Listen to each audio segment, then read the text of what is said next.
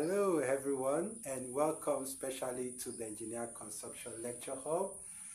Today we are going to discuss about the notations for structural elements. Okay, that's the topic for today. Notations. Notations for structural elements. Notations for structural elements. Now, when we talk about structural elements, we are referring to our slabs, okay, our beams, our columns, okay, our staircases, our foundation, okay, our foundation. Now, in this case, we are looking at a pad base, okay, or footing, okay, as the case may be.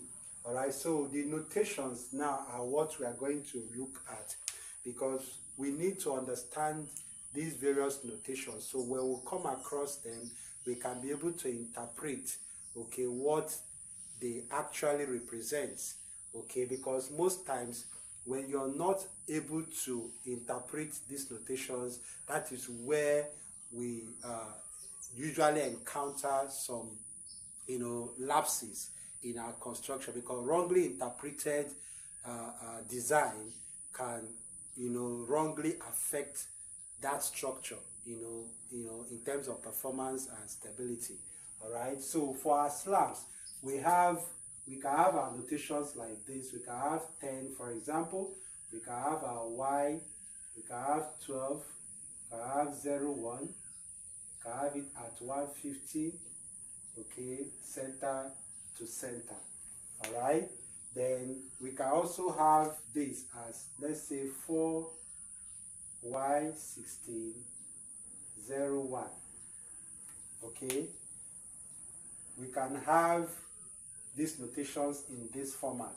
All right. But I want you to understand now that when we have our columns and our beams, okay, they are similar, okay, in terms of their shapes and probably their composition as well, except the dimensions, may differ. All right, because when you have a horizontal component in this form, it becomes a beam. Okay, now when the same horizontal component is standing vertically, okay, it becomes a column. Okay, so you see that their reinforcement arrangement will look similar. Okay, so that is why we use this notation for our beams and our columns.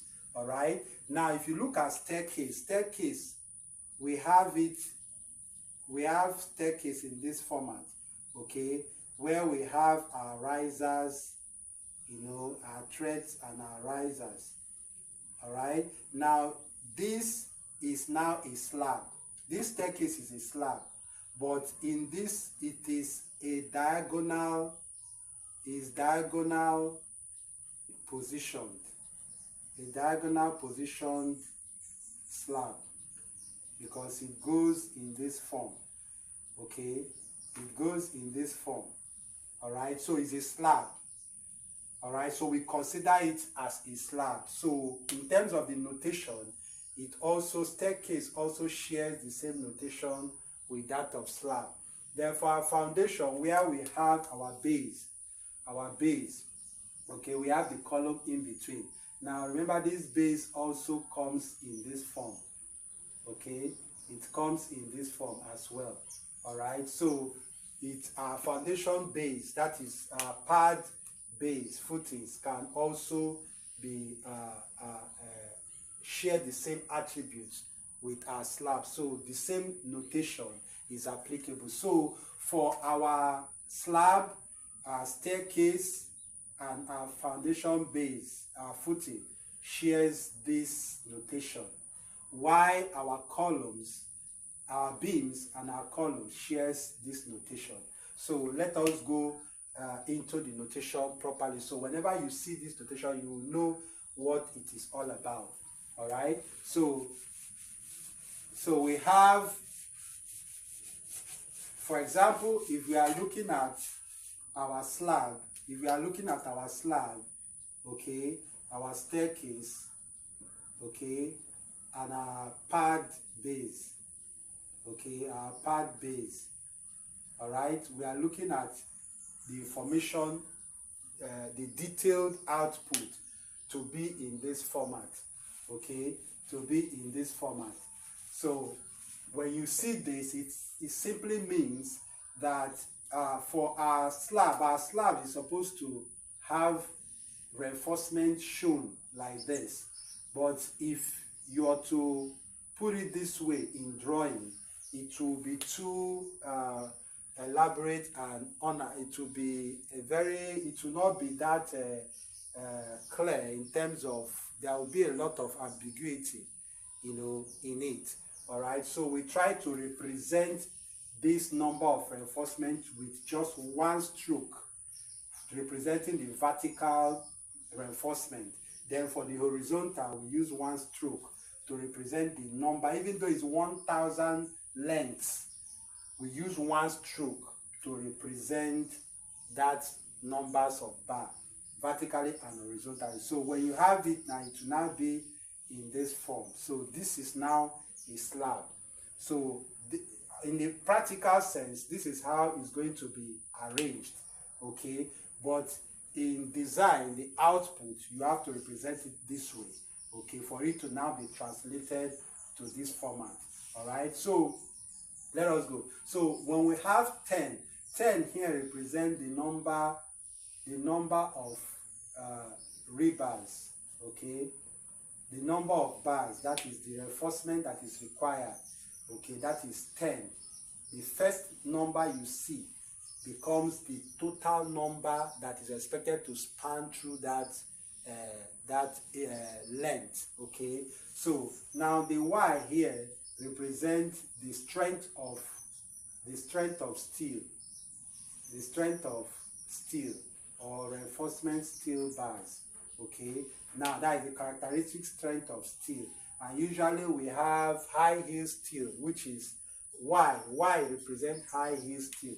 You can have Y, you can have H or Y, you know, they all mean the same, high heel steel, okay. So it's trying to tell you now that the reinforcement you use is high heel steel.